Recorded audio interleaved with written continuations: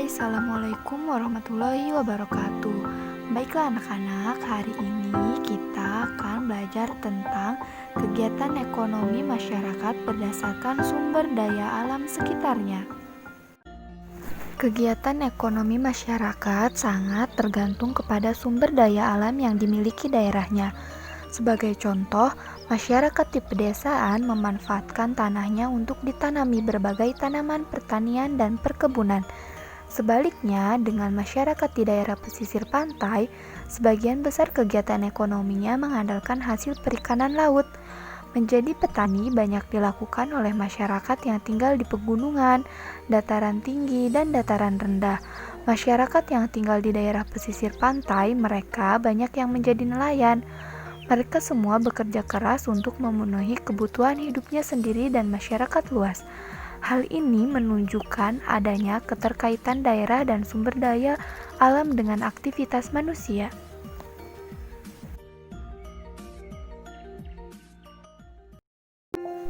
Berikut ada beberapa kegiatan ekonomi masyarakat berdasarkan sumber daya alamnya.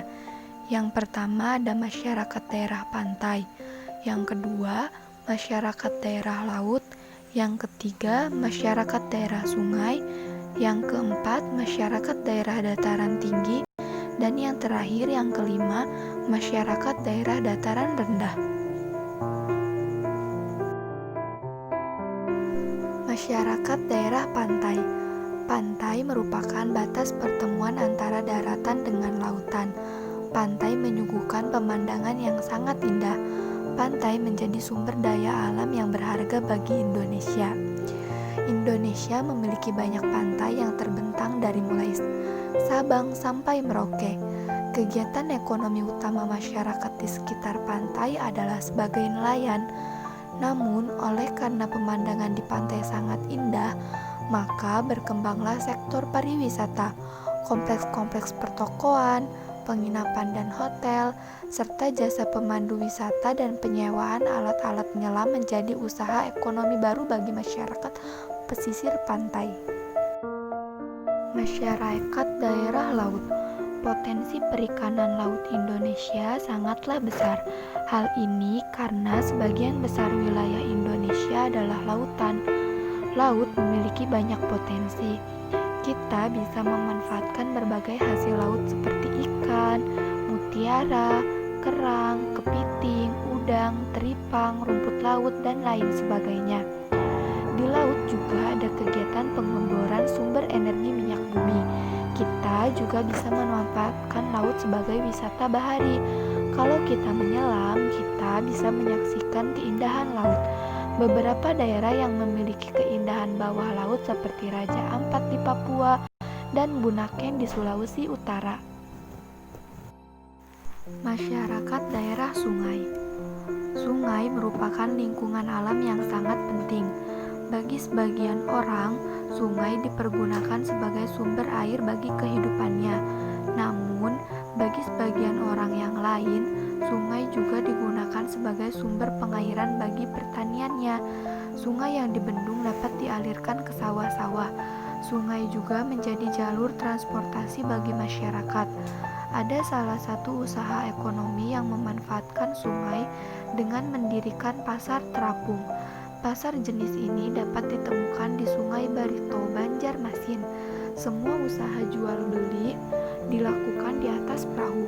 Oleh karena itu, keunikannya pasar ini juga menjadi objek wisata. Masyarakat daerah dataran tinggi. Dataran tinggi merupakan wilayah dataran yang memiliki ketinggian lebih dari 400 meter di atas permukaan air laut. Daerah dataran tinggi baik untuk menanam sayuran dan buah-buahan. Selain sebagai lahan pertanian, dataran tinggi juga merupakan tempat yang cocok untuk tempat wisata, karena daerah dataran tinggi pada umumnya memiliki udara yang bersih, sejuk, dan segar. Contoh dari dataran tinggi yaitu dataran tinggi Dieng di Wonosobo, Jawa Tengah. Masyarakat daerah dataran rendah. Dataran rendah merupakan bagian dari daratan yang memiliki ketinggian antara 0 sampai 200 meter di atas permukaan laut. Seperti dataran tinggi, dataran rendah juga dimanfaatkan sebagai lahan pertanian. Selain itu, dataran rendah juga dimanfaatkan sebagai lahan untuk industri, peternakan, dan perumahan. Nah, bagaimana anak-anak? Mudah kan pembelajaran kita hari ini? Jangan lupa amatilah kegiatan masyarakat yang ada di sekitarmu, baik itu di daerah pantai, laut, sungai, dataran tinggi, maupun dataran rendah. Amatilah lalu tuliskan apa saja yang kalian temui dari setiap kegiatan yang mereka lakukan. Sampai jumpa di pembelajaran selanjutnya. Wassalamualaikum warahmatullahi wabarakatuh.